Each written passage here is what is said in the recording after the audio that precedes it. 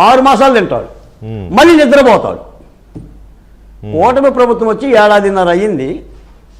ఈ 1.5 ఏడాదిన్నర జగన్మోహన్ రెడ్డి గారు నిద్రపోయాడు యలహంక ప్యాలెస్లో. ఇప్పుడు వాళ్ళ కార్యకర్తలు నాయకులు బల్యాలు పట్టుకొని, ఒరే బాబు నువ్వు నిద్ర లేకవరా, జనంలోకి రారా, లేకపోతే పార్టీ బతకదరా, మేము నిలబడలేమురా, అందరూ వెళ్ళిపోతున్నారు, ఎమ్మెల్సీలు నాయకులు అందరూ వెళ్ళిపోతున్నారు, బల్యాలు పెట్టి గుచ్చితే ఓ 2 మాసాలు 10 రోజులు తిరగటానికి మళ్ళీ నిద్ర లేచాడు. ఈ 20 రోజులు తిరుగుతాడు, మళ్ళీ ఆయన నిద్రపోతాడు. నేను మాట చెప్తున్నా వెంకటకృష్ణ గారు, మీరు జర్నలిస్టులు, ప్రజాస్వామికవాదులు, ముఖ్యమంత్రి గారిని అసెంబ్లీకి రమ్మని ఈ ప్రభుత్వం ఆహ్వానిస్తుంది.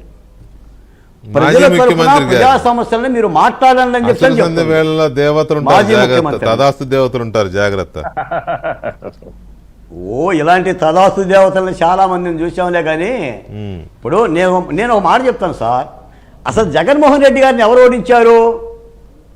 దేవతలే. ప్రజలే కదా ఓడించింది. దేవతలే. ఆ దేవతలే కదా ఓడించింది. ఇప్పుడు చెప్పేవాడికి వినేవాడు లోకువంట. జగన్మోహన్ రెడ్డి గారు చెవులో మట్టు నెత్తులు వచ్చేలా చెప్తుడు. మీకు ఒక గమ్మత్తైన విషయం చెప్తా వెంకటకృష్ణ గారు. ఈ నకిలీ మద్యం గురించి మాట్లాడుతూ జగన్ గారు మూతలో, లేబుల్స్, అట్టపెట్టెలో చాలా వివరంగా, అంటే తానే తయారు చేసినట్టు, తాను తయారీకి ఎలాంటి డైరెక్షన్ ఇచ్చాడో అంత వివరంగా చెప్తున్నాడు ఆయన. అసలు మద్యం గురించి, మద్యం కుంభకోణం గురించి మాట్లాడే నైతిక అర్హత కానీ జగన్మోహన్ రెడ్డి గారికి ఉందండి. ఇంకో మాట ఏంటంటే, ఈ రోజున నకిలీ మద్యం ఎప్పుడైతే వెలుగు చూసిందో లోకేష్ గారు కానీ ముఖ్యమంత్రి గారు కానీ వెంటనే వాళ్ళని ఆ పార్టీ నుంచి సస్పెండ్ చేశారు. దాని మీదకి విచారణ కూడా వేశారు. అసలు ఆ మద్యం అనేది టెండర్ల ద్వారా ప్రైవేటు వ్యాపారులు అమ్ముకునే ప్రక్రియను వాళ్ళ నాయనే చేపట్టాడు. ఇప్పుడు చంద్రబాబు నాయుడు గారు 40 ఏళ్ళ రాజకీయ నాయకుడు, 4 సార్లు ముఖ్యమంత్రి. మద్యాన్ని విక్రయించో, దోపిడీ చేసో, నకిలీది అమ్మాల్సిన చరిత్ర చంద్రబాబు నాయుడు గారికి లేదు. నువ్వు 5 ఏళ్ళు పరిపాలిస్తే 3,500 కోట్ల రూపాయల మద్యం దోచావు. నీ అనుయాయులందరూ కూడా జైలులో ఉండి బెయిల్ కోసం తిరుగుతున్నారు. ఇది నీ కథా కమామేషు. ఈ జగన్మోహన్ రెడ్డి గారు చెప్తే ఏమంటారండి? ఇంకో మాట కూడా చెప్తున్నట్టు చూడండి, ఉద్యోగస్తులకు ఉద్యోగాల కంట గేట్వే అంట ఆంధ్రప్రదేశ్ ఆయన పరిపాలనలో. అసలు ఏ ఉద్యోగాలు ఇచ్చాడండి? 8వ తరగతి పిల్లలు ఇంగ్లీష్ నేర్చేసుకున్నారంట. నేర్చుకున్న పిల్లలు 1.5 ఏడాదిన్నరలో ఇంగ్లీష్ ఏమైంది మరి? అవును, మరి అప్పుడు ప్రసాద్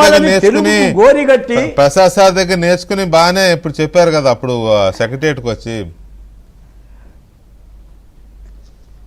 ఇప్పుడు ఒక్క మాట మాత్రం నిజం వెంకటకృష్ణ గారు, మీరు అన్నారు ఈ ప్రభుత్వం పట్ల ప్రజలు తీవ్రమైన ఆగ్రహంతో ఉన్నారనే మాట మీరు అన్నారు. అది మళ్ళీ మాట్లాడదాం. ప్రజలు తీవ్రమైన ఆగ్రహం. జగన్మోహన్ రెడ్డి గారే తీవ్రంగా ఆగ్రహంతో ఉన్నాడు. ఆయన పరిపాలన పోయిందని. ఎప్పుడు గద్దెనెక్కాలా? నా 30 సంవత్సరాల కళ ఏమైంది, నా 175 ఏమైంది, నా 151 ఏమైందని ఆయన ఆగ్రహంగా ఉన్నాడు తప్ప ప్రజలు ఏమీ లేరు. నేను ఒక మాట అడుగుతాను వెంకటకృష్ణ గారు, నిన్నటిదాకా సూపర్ 6 అని అన్నారు. ఈ రోజున కూటమి ప్రభుత్వం సూపర్ 6 ఇస్తుంది కదా. ఆటో డ్రైవర్లు కూడా వాళ్ళు 10 ఏళ్ళు ఇస్తే 15,000 రూపాయలు ఇస్తుంది కదా. తల్లికి వందనం ఇస్తూనే ఉంది కదా.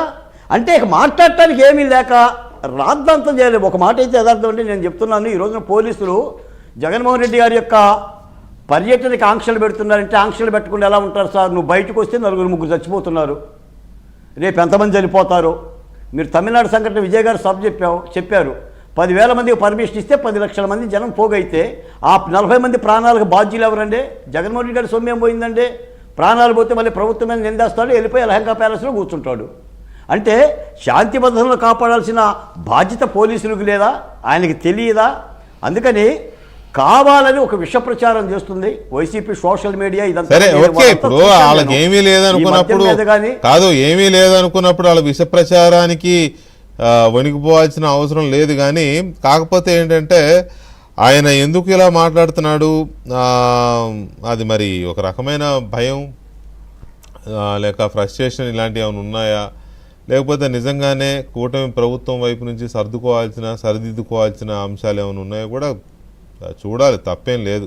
ఎందుకంటే మాజీ ముఖ్యమంత్రి హోదాలో చెప్తున్నప్పుడు ప్రతిదాన్ని ఏదో తేలిగ్గా తీసేయడం అని కాకుండా కొంచెం ఆ యాంగిల్ కూడా